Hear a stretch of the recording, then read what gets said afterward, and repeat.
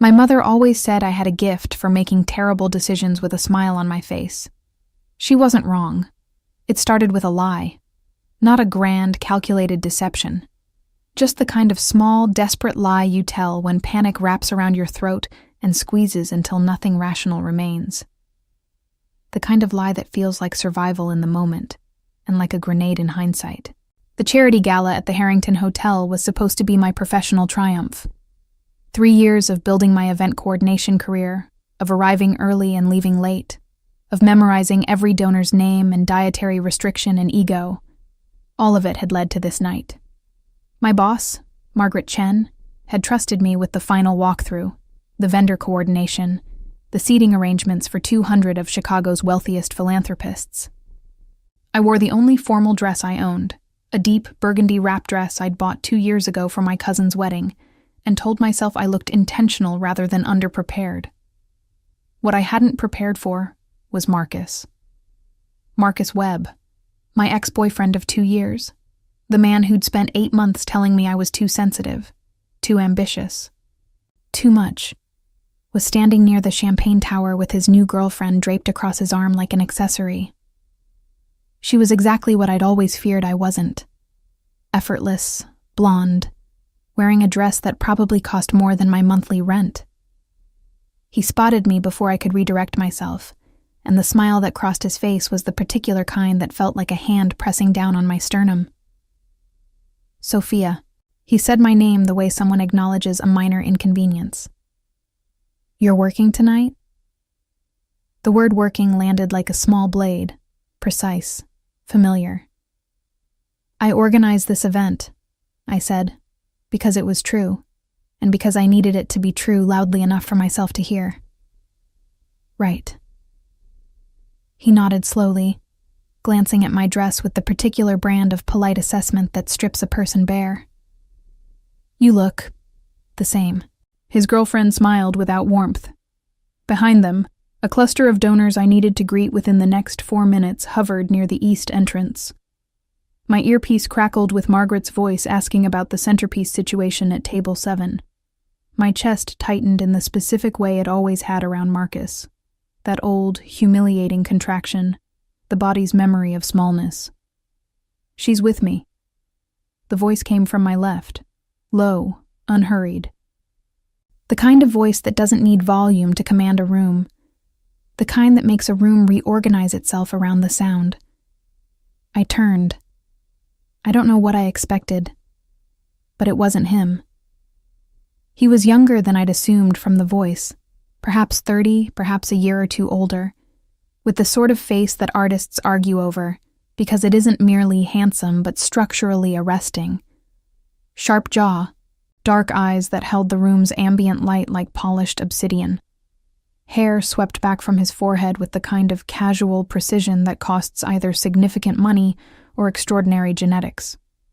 He wore a black suit that fit with the quiet authority of something custom-made, his white shirt open at the collar. And there, climbing from his chest to the line of his jaw, a cascade of ink. Tattoos, intricate and dark, curling over his neck like a manuscript written in a language I couldn't read. He wasn't looking at Marcus. He was looking at me, and there was something in that look. Calm, certain, faintly expectant, that short-circuited every coherent thought I possessed. Sorry I'm late, he said, his gaze holding mine with steadiness that felt almost like instruction. There was the faintest accent beneath his words, Korean inflected, smooth as river stone. Traffic on Michigan Avenue. Marcus blinked. His girlfriend's posture shifted almost imperceptibly. I had approximately 2 seconds to make a decision. My mouth moved before my brain arrived at the station. It's fine, I said. You're here now.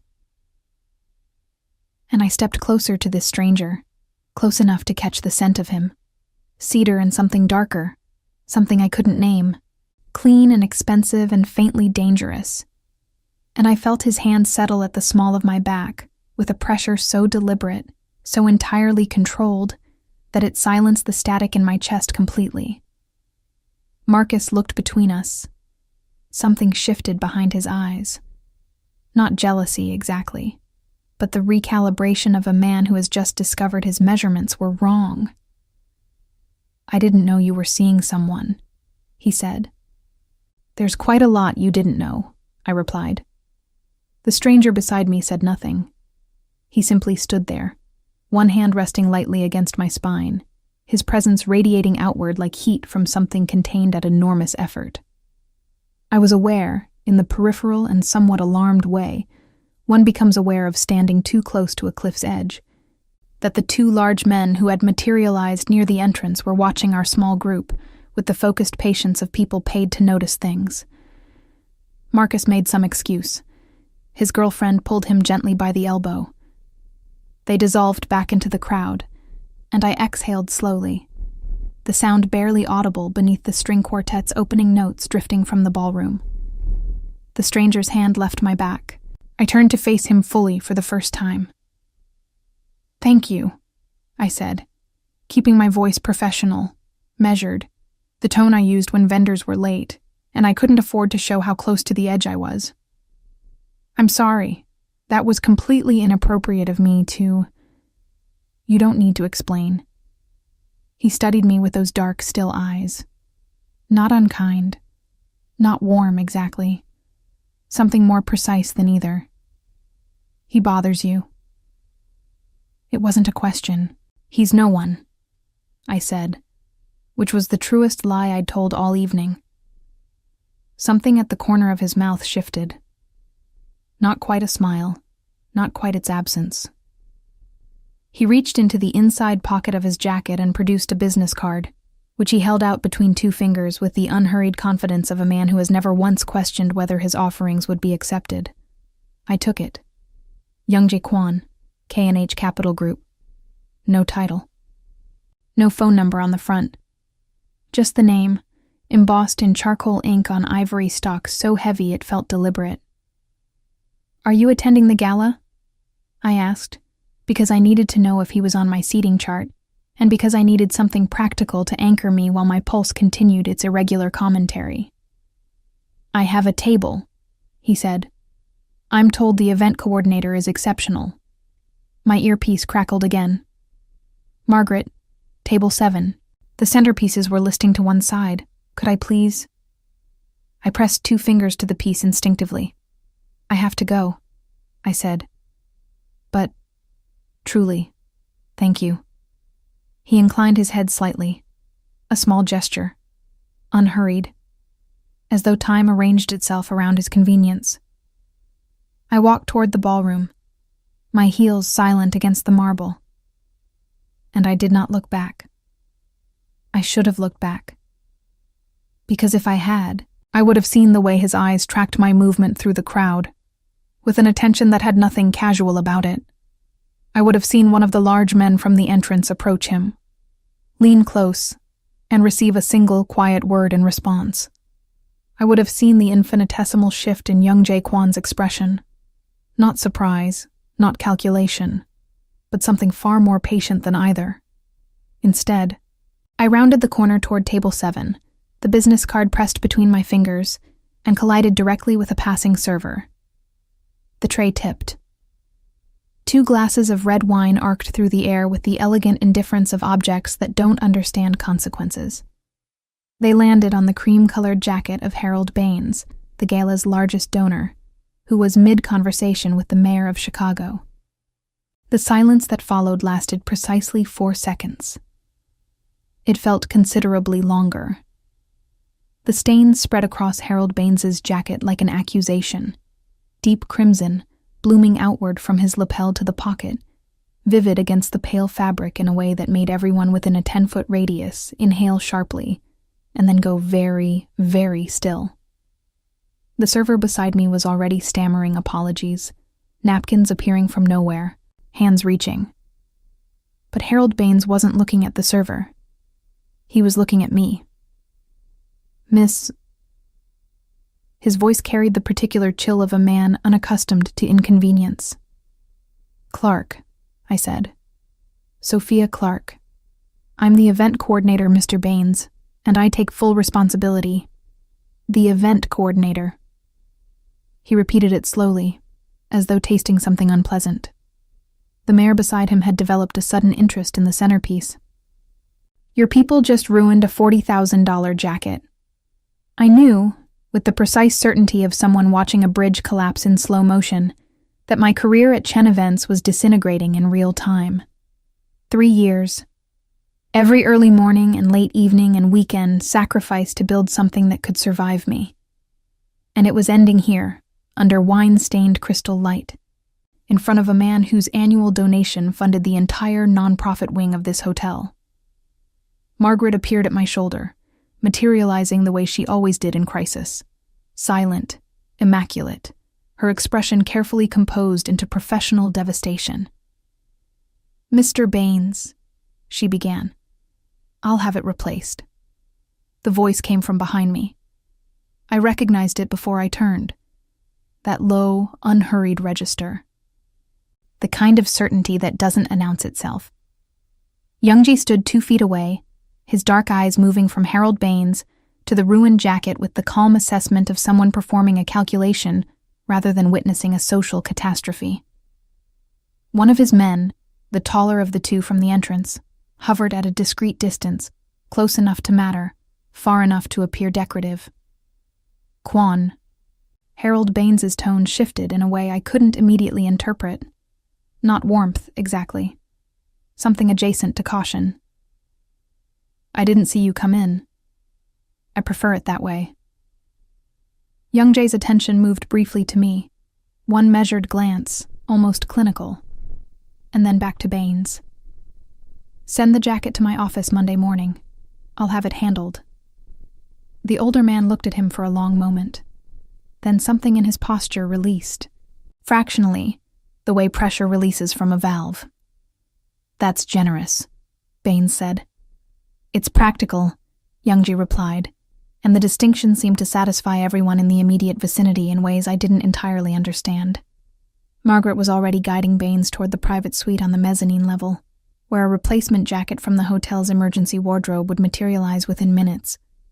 I knew, because I had arranged for exactly that contingency, because I always arranged for contingencies, because the contingency I hadn't arranged for was standing 3 feet away from me, watching the crowd resettle itself with eyes that missed nothing. I turned to face him. "That's twice," I said quietly. "It is. I don't know how to thank you appropriately." He studied me for a moment. The string quartet had resumed.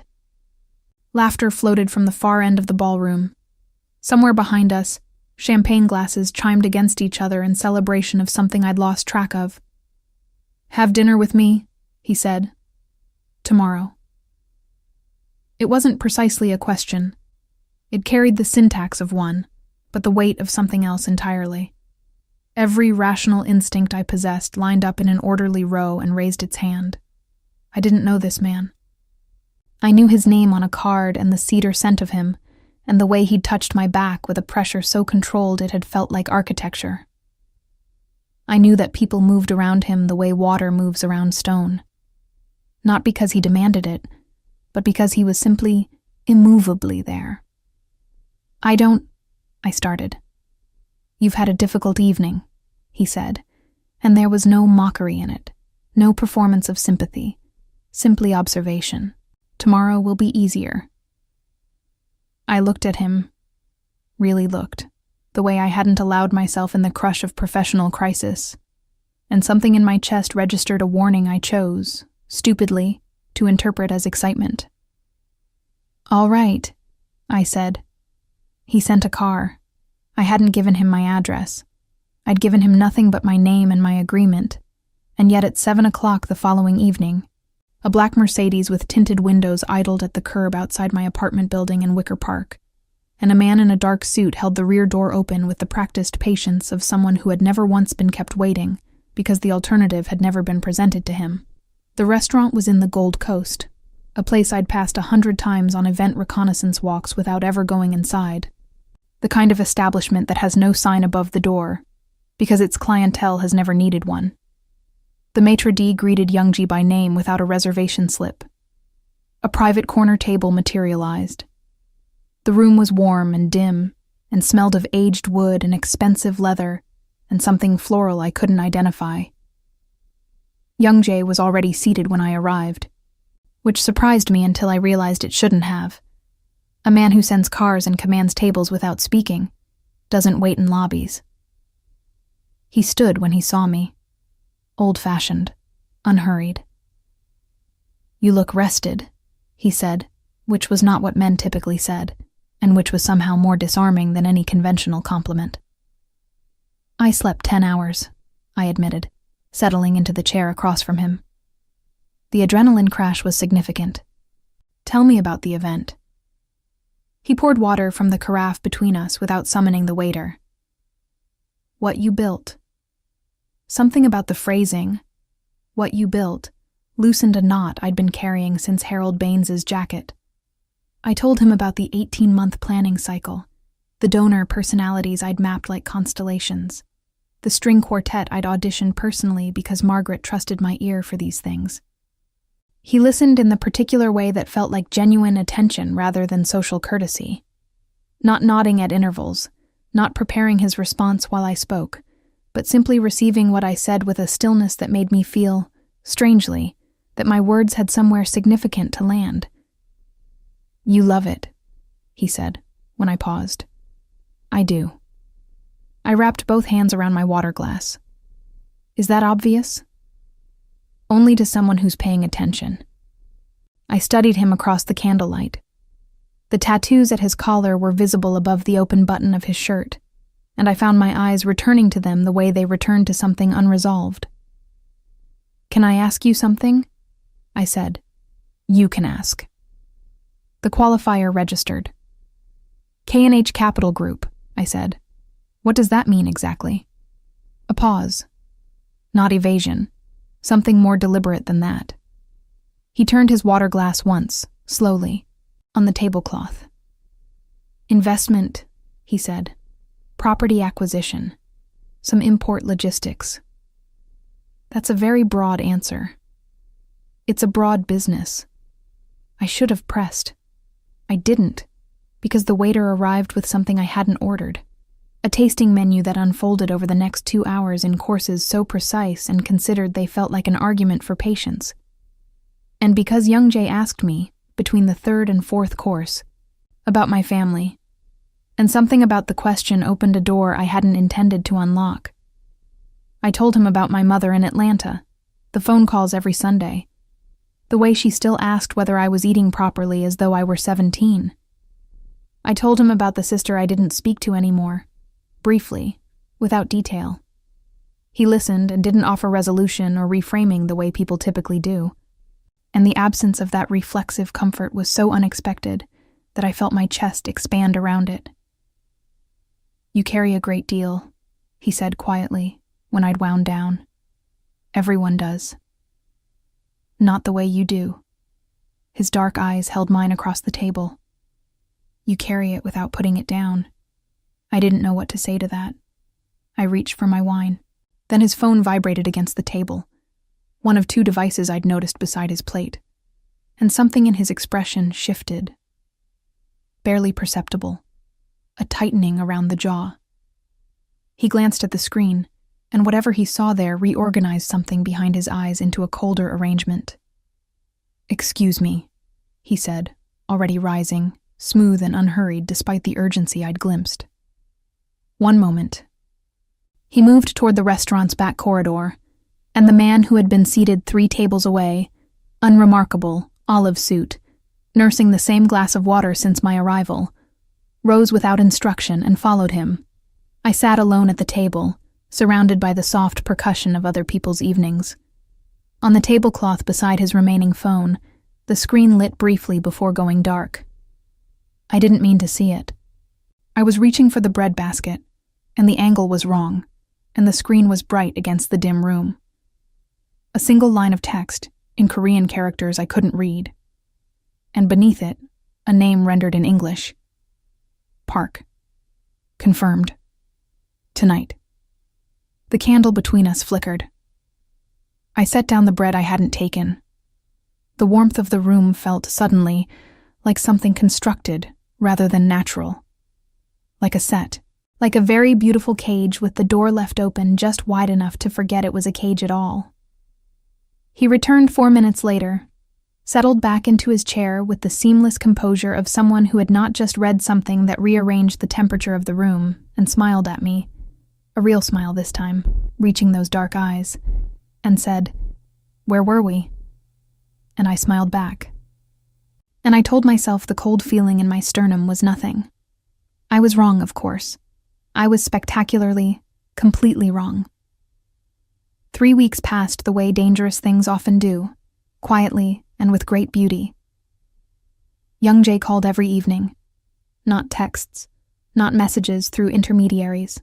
Calls at 8 o'clock with the reliability of something scheduled into the architecture of his day.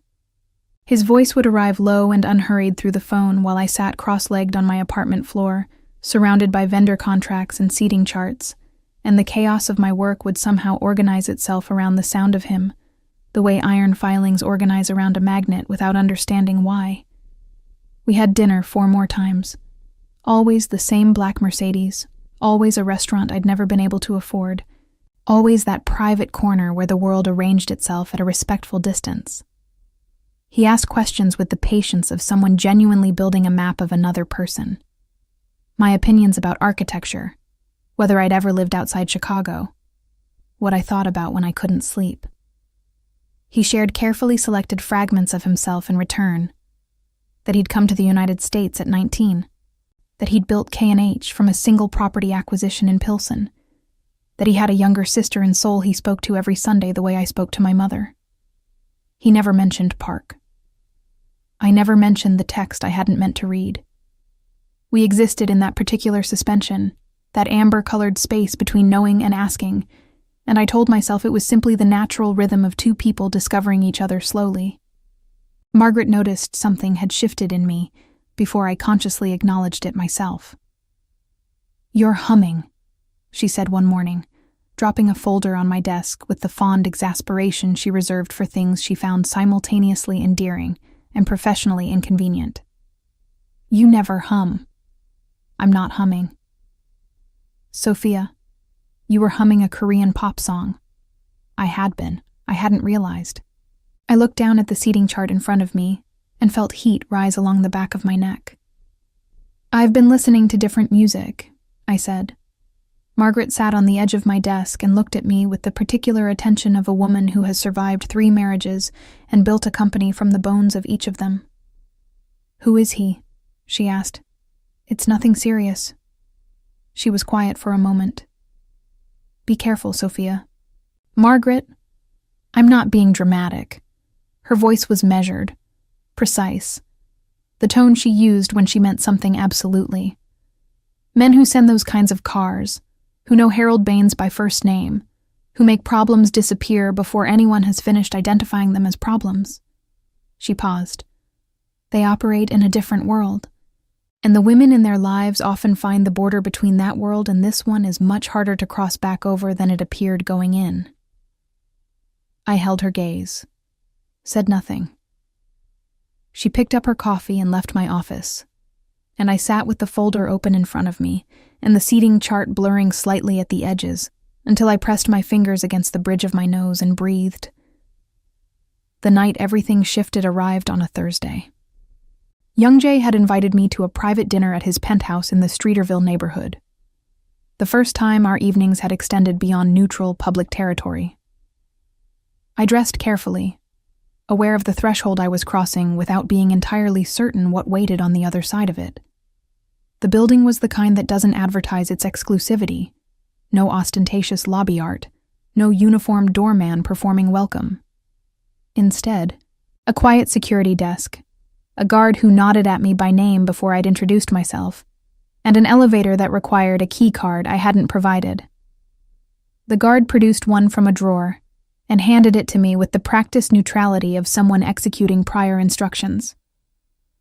Young Jay's floor was the top 2. The elevator opened directly into an entrance hall floored in pale stone, warm light falling from recessed fixtures above a long console table bearing a single arrangement of white peonies.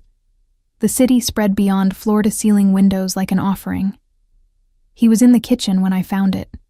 An actual kitchen. Vast and functional, and faintly surprising in a space this architectural. And he was cooking. Not directing someone to cook. Cooking himself, his jacket removed, his shirt sleeves rolled to the elbow, the tattoos that disappeared beneath his collar, reappearing along his forearms in intricate dark patterns. He looked up when I entered. Something in his expression softened in a way I was beginning to recognize. A slight releasing around the eyes, the near invisible relaxation of a face that maintained careful control of itself everywhere else. "You found it," he said. "Your security team was helpful," I replied. "They knew my name. I told them to expect you." I set my bag on the counter and watched him work, the efficient and oddly graceful movements of someone who cooked not for performance, but for the particular pleasure of precise action. "Braised short rib," he told me. His grandmother's method, adapted for ingredients available in Chicago rather than Seoul. "You cook Korean food," I said, because it surprised me.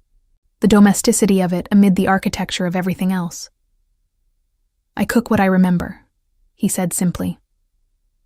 We ate at a table beside the windows, the city glittering 40 floors below, and something between us that had been carefully calibrated over 3 weeks of public dinners released its tension in the warmth and privacy of his kitchen's aftermath. I laughed at something he said, genuinely laughed, catching myself. And when I looked up, he was watching me with an expression I hadn't seen on him before. Undisguised, unmanaged. "What?" I asked. "Nothing," he said. But the word carried weight, the way silences carry weight when something significant has just been decided inside them. He walked me toward the elevator at midnight. We stood in the entrance hall beneath the white peonies, and he reached out and tucked a strand of hair behind my ear with a gentleness so deliberate it felt like a question asked in a language without words, and I answered it by not stepping back. He kissed me once. Slow and certain, his hand curved along my jaw, the city reflected in the dark windows behind him. When the elevator doors closed between us, I pressed my back against the cool metal wall and closed my eyes. I was in significant trouble. The call came 6 days later. I was in the middle of a vendor meeting when my phone lit up with a number I didn't recognize, and then immediately lit up again, and a third time, and something about the repetition made me excuse myself into the hallway with a feeling gathering low in my abdomen that had nothing to do with anticipation. "Miss Clark." The voice was male, accented, careful, not Korean, Eastern European, something precise and consonant-heavy. "We need to speak about Young-jae Kwon." My back found the hallway wall. "Who is this?" "Someone who knows what he is." A pause, deliberate as punctuation. "And who wants to make certain you know it too, before you're in too deep to surface?" "I don't—" "K&H Capital Group," the voice continued, unhurried, "is not an investment firm, Miss Clark. It is a financial infrastructure for one of the most organized criminal networks operating between Chicago, Los Angeles, and Seoul. Young-jae Kwon is not a businessman. He is the head of a Korean crime organization that his father built and that he inherited at 24 when his father was killed. He controls shipping routes, money movement, and a network of people who do not leave his organization willingly." The hallway was very quiet. Somewhere behind the meeting room door, my colleagues were discussing linen suppliers. "Why are you telling me this?" My voice came out steadier than I deserved. "Because a woman named Ji-yeon thought the same things you're thinking right now," the voice said. That he was careful, controlled, different from what people said. She was his companion for 11 months. When she decided to leave, another pause, longer this time. She didn't. The line went dead. I stood in the hallway for a long time, the phone pressed against my sternum, the linen supplier conversation bleeding faintly through the door. That evening, Young-jae called at 8 o'clock precisely. I answered. "You're quiet," he said after a moment. "Tired," I said. The lie tasted like copper. Another pause, different from his usual pauses. This one had texture, a listening quality, the particular attention of someone whose survival has depended on reading the space between what people say and what they mean. Sophia, my name in his mouth, low and careful. What happened today? I almost told him. The pull toward honesty was physical, a gravitational thing, because somewhere in 3 weeks of 8 o'clock calls, I had done the foolish and irreversible thing of beginning to trust him. Nothing happened, I said. He was quiet for 3 full seconds. All right, he said finally. And then, I want to see you tomorrow. Not a question. Never quite a question. Okay, I whispered. I hung up and sat in the dark of my apartment, the city pressing amber light through my windows, and understood with the cold clarity of something finally named that I was standing at the edge of something I could not see the bottom of, that the man I had chosen first in panic, then in curiosity, then in something warmer and more frightening than either, was not the thing I'd believed him to be. And worse, far worse, that knowing it changed almost nothing. I spent the night building arguments against myself. By 2 a.m, I had constructed a very reasonable case for ending it, for calling Young Jay and using whatever measured. Professional language remained available to me after 3 weeks of 8 o'clock calls and white peonies and a kiss that had rearranged something fundamental in my chest. By 3, I had dismantled that case entirely, because the anonymous caller had given me nothing verifiable, nothing with a name attached, nothing but a story about a woman called Ji Yan, delivered in a voice designed to frighten. By 4, I had rebuilt the case. By 5, exhaustion made the decision for me, and I slept with my phone face down on the nightstand like a thing I couldn't look at directly. Morning arrived gray and unconvinced of itself. I went to work. I answered emails. I confirmed a floral order for a corporate luncheon in River North, and reviewed a contract for a venue in the West Loop, and sat in Margaret's 11 o'clock briefing without retaining a single word of it. At 12:30, I walked 3 blocks to the small Korean restaurant where I'd begun eating lunch twice a week, a habit that had developed so gradually I hadn't noticed it becoming a habit until it already was, and sat at the counter with a bowl of sundubu jjigae and thought about what it meant that I now knew the word for soft tofu stew. My phone buzzed. Youngji. My car will be there at 7. Dress warmly. I stared at the message for a long time. Then I typed back. Where are we going? His response was immediate. Somewhere you haven't been. I went home at 6 and changed into the warmest dress I owned, and a camel coat that had been my mother's. And when the black Mercedes arrived, I got into it without having decided to, the way you step off a curb without consciously commanding your foot to move. He took me to the lakeshore. Not a restaurant. Not a private event space. The actual lakeshore. A stretch of beach north of the city that was empty in November's cold. The water iron gray and restless, beneath a sky that couldn't commit to clearing. There was a fire already burning in a steel basin on the sand, warm light pushing back against the dark, and 2 chairs positioned before it with the particular intentionality of someone who had arranged something very carefully while making it appear effortless. Young Jay was already there when the car stopped. He stood with his hands in the pockets of a long, dark coat, watching the water, and he turned when he heard my footsteps on the wooden walkway and looked at me with that expression I'd learned. The releasing, the slight softening, and I felt the cold air fill my lungs and thought, this is the problem. This is exactly the problem. You brought a fire to a beach in November, I said, because I needed to say something ordinary. You were cold at the restaurant last week, he replied, as though this explained everything, and perhaps it did. We sat beside the fire. He poured coffee from a thermos, real coffee, dark and strong, the kind that tastes like a decision, and handed me a cup, and for a while neither of us spoke, the lake filling the silence with its own gray commentary. Tell me what's wrong, he said finally. I turned the cup in both hands. The fire snapped between us. "Someone called me yesterday," I said. "About you." Not a flicker. Not a single shift in his expression that I could read as surprise, which was itself information. "What did they say?" His voice was very quiet. "That K&H isn't what you told me it was." I kept my eyes on the water, because looking at him directly while saying this felt like trying to read a document in a foreign language. I could identify individual elements without assembling them into meaning. "That you inherited something from your father. That you run it now." The fire, the lake, the city's distant amber glow behind us. "They mentioned a woman," I continued, before the silence could solidify into something I couldn't break through. "Jiyeon." At that name, something moved across his face. Real this time.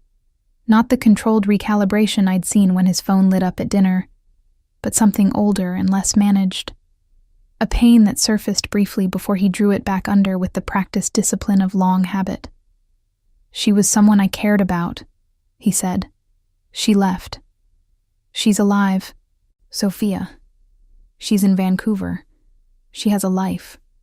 Whatever you were told about her was designed to frighten you." His jaw tightened slightly. "Which means someone has been watching us and wanted you afraid enough to walk away." I finally looked at him. "Are they right?"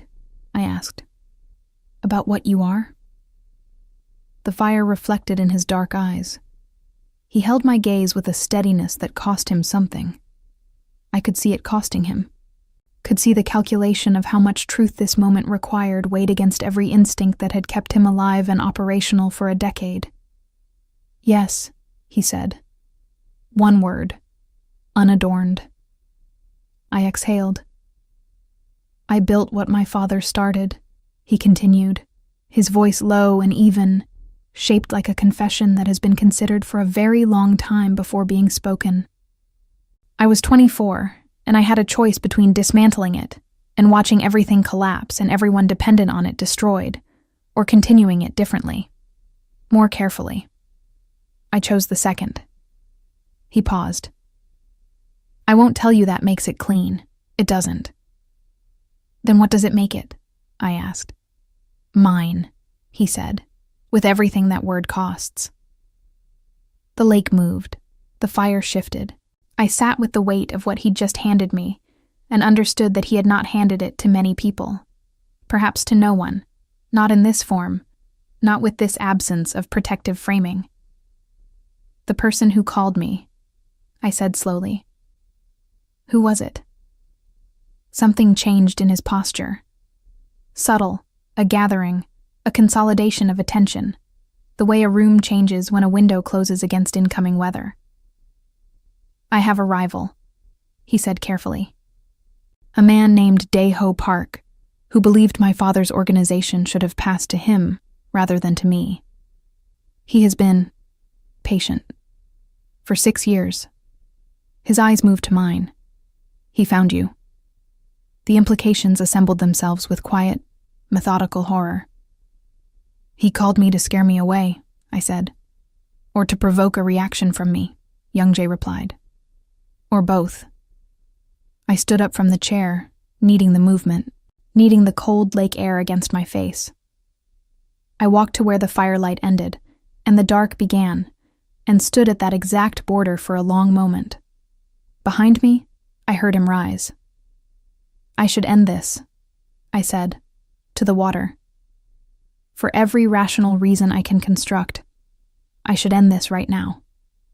He stopped behind me, close enough that I could feel the warmth of him against my back, the cedar and darkness of his presence displacing the cold air. He didn't touch me. "I know," he said quietly. "You're not going to argue with me?" "No." I turned.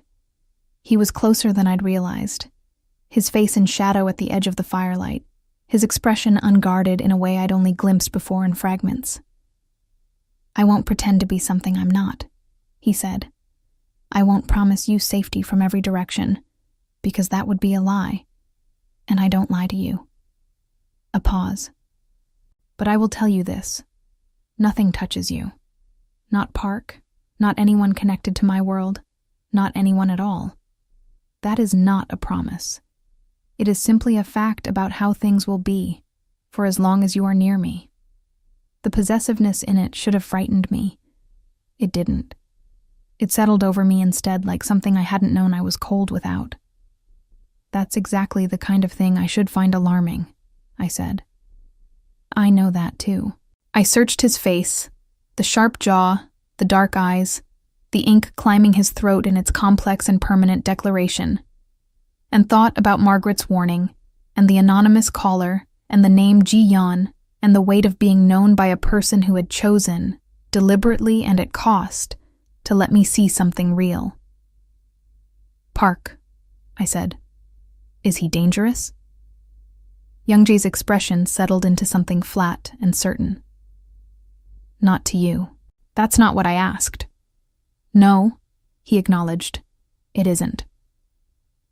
I understood then that I was asking a question whose answer would require me to accept an entire architecture of reality I had no framework for. That there were things moving in the shadows of this man's life that would continue moving regardless of my comfort with them. That choosing him meant accepting the permanent proximity of a world I hadn't been raised to navigate. I also understood, standing at the edge of the firelight with the lake behind me and Youngjae Kwon in front of me, that I had already chosen. That I had chosen in the elevator of the Harrington Hotel when I stepped closer to a stranger and let his hand settle at the small of my back and called it survival. Everything since then had been the slow acknowledgement of a decision already made. I'm not going anywhere, I said. Something moved through his face. Brief, fierce, quickly contained. He raised one hand and curved it along my jaw the way he had on the night of the peonies, and pressed his forehead gently against mine, and breathed. Sophia. My name in his mouth this time sounded like relief. We drove back to the city an hour later, his hand covering mine on the seat between us, the lake shrinking in the rear window. I watched the city rebuild itself around us through the glass, and felt, beneath the warmth of his hand and the residual heat of the fire, the first cold thread of what was coming. Because 3 blocks from my building, Youngjae's phone lit up. He glanced at it. His hand didn't leave mine, but his thumb stopped moving. That small, telling stillness. He said something to his driver in Korean. A single quiet word. The car did not turn toward my building. Youngjae. I kept my voice level. There's something I need to handle, he said. His eyes found mine in the dim interior. You'll stay at my place tonight. I have work tomorrow. I know. His hand tightened over mine once. I'm not asking, Sophia.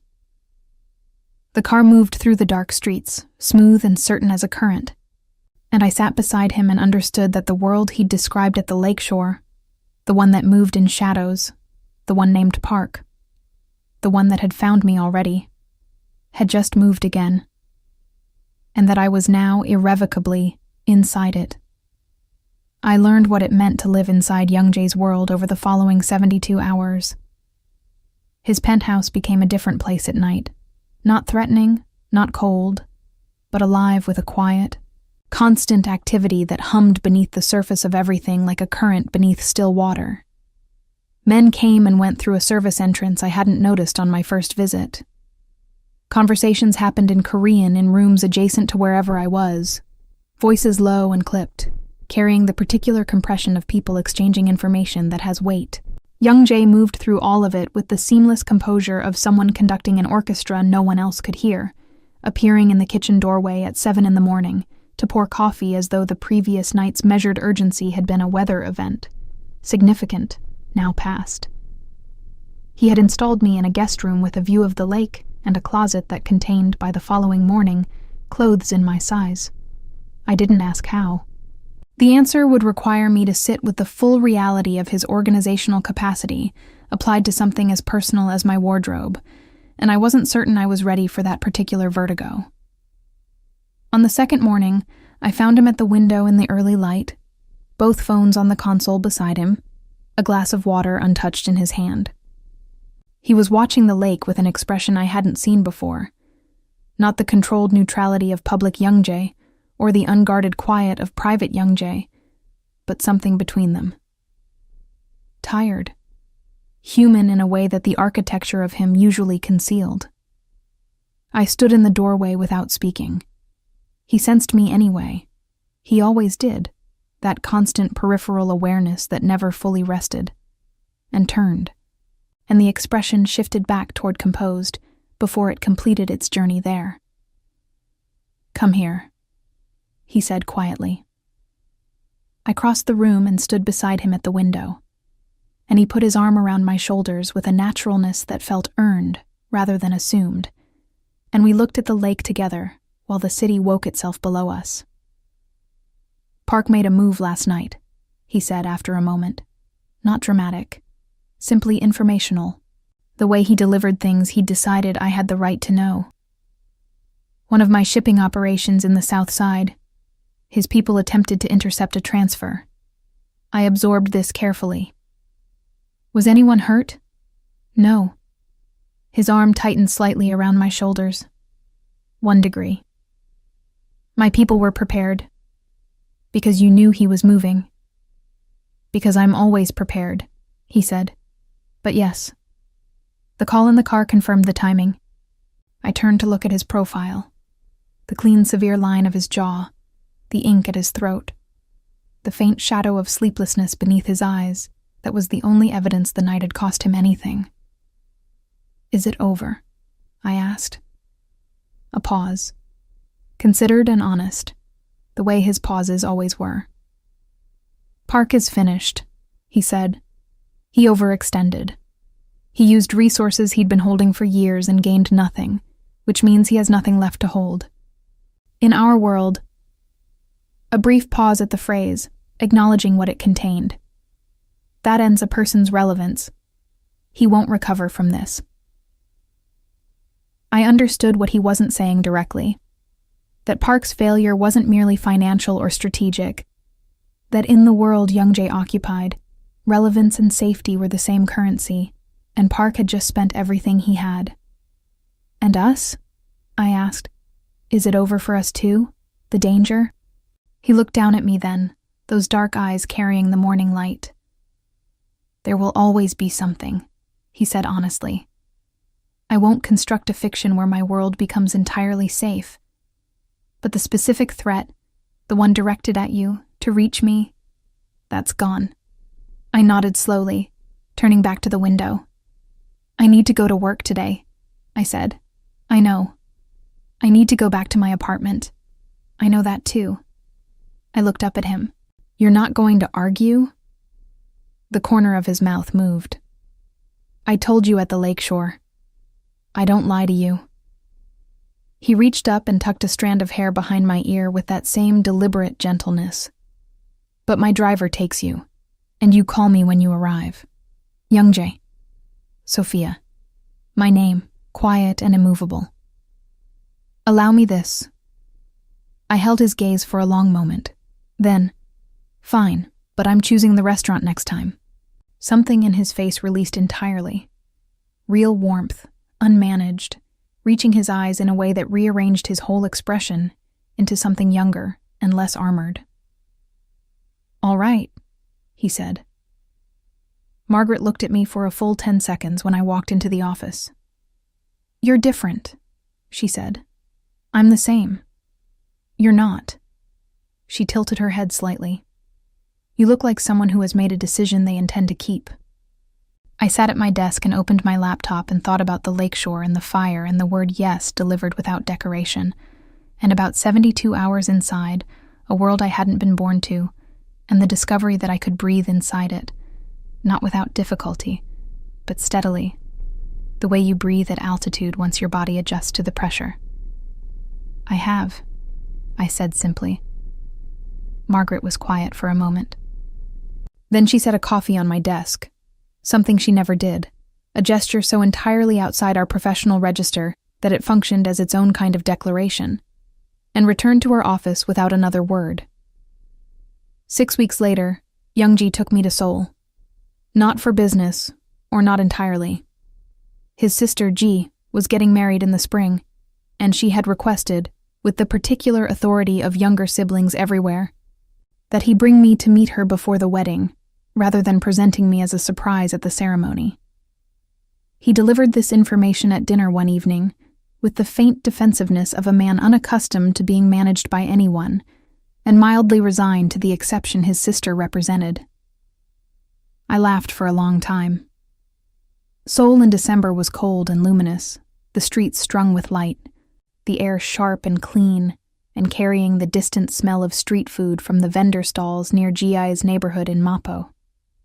She was 26, warm in a way that seemed to have been cultivated in direct opposition to her brother's composure, and she greeted me at the door of her apartment with both hands extended and an expression of barely contained delight that suggested she had been waiting for this specific meeting for longer than I'd been aware of. "He talked about you," she told me, in English carefully precise from years of practice, while young Jay was in the kitchen making tea with the focused attention of a man who needed something to do with his hands. "Before he said who you were, he just said, 'There is someone,' and I knew." She squeezed my hands. "He hasn't said that in a very long time." I glanced toward the kitchen. Young Jay was watching us over the counter, with an expression that combined exasperation with something he was doing a poor job of disguising. "Jay," he said, in a tone that carried the weight of a long history. "I'm just talking," she said, entirely unrepentant. I liked her immediately and completely. On our last evening in Seoul, young Jay took me to Namsan Tower, not the crowded tourist platforms, but a private terrace accessible through a door that required his specific clearance and led to a small stone overlook, where the city spread below in every direction, 10 million lights breathing beneath a winter sky. We stood at the railing side by side, the cold pressing clean and quiet against my face, and I thought about the Harrington Hotel gala, and a panic-driven lie, and a stranger's hand at the small of my back, and everything that had unspooled from that single reckless moment. "I want to tell you something," young Jay said. I turned. He was looking at the city, his profile sharp against the dark sky, and there was something in his posture I recognized now, the slight tension of a man who has decided to say something real and is in the process of not retrieving it. "I saw you before the gala," he said. 3 days before. You were outside the hotel doing a walkthrough, and I was arriving for a meeting with someone on the 14th floor. He paused. "I noticed you." I stared at him. "You never told me that." "No." "You were already at the gala because of me?" He turned then, meeting my eyes with a directness that left no interpretive space. "I was already at the gala because of a charitable obligation," he said, "but I positioned my table where I could see the room." A beat. "Where I could see you." The city blazed below us, indifferent and magnificent. "That should concern me," I said quietly. "Probably," he agreed. "It doesn't." I know. I turned back to the railing and looked out over Seoul, over the lights of 10 million lives proceeding in their ordinary and extraordinary directions, and felt the full weight of where I stood. Not on a terrace above a foreign city, but at the permanent threshold of a life I hadn't planned for and couldn't unchoose. A life that would never be simple, never be entirely safe, never be free of the low hum of the world that Youngji carried with him like weather. A life that would be, I understood completely, entirely mine. He stood beside me at the railing, close enough that our hands touched along the cold stone, and he turned his palm upward in the quiet dark, an open and unhurried offering. I placed my hand in his. Below us, Seoul kept its 10 million promises to itself, and above us, the winter sky held every star it had, and between us, something settled. Not the fragile, tentative thing of new beginnings, but the solid and permanent weight of a choice, made with full knowledge of its cost, accepted anyway, held without apology. That, I had come to understand, was the only kind of love worth the name.